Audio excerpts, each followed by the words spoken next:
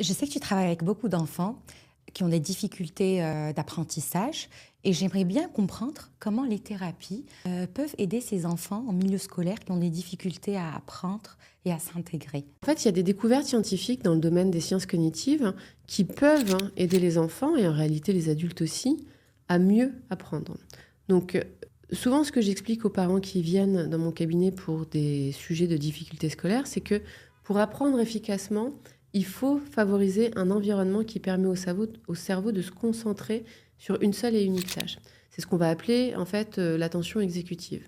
Donc c'est, pour faire simple, la capacité du cerveau à rassembler toutes les fonctions utiles pour atteindre un objectif. Donc ici, en l'occurrence, le fait d'apprendre quelque chose ou le fait de mémoriser quelque chose.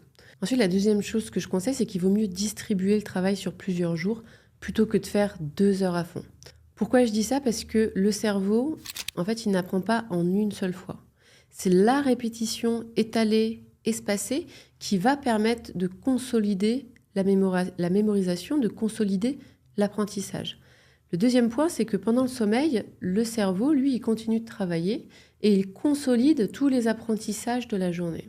Donc à chaque fois que l'on apprend quelque chose, pendant la nuit, le cerveau, lui, ne se repose pas, il mémorise et il ancre encore plus profondément les nouveaux apprentissages de la journée.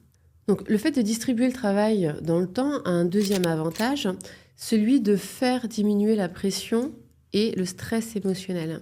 Et donc on va avoir de meilleures aptitudes, une meilleure concentration le jour d'un examen important par exemple, parce qu'on se sera entraîné et on sera confiant dans son apprentissage.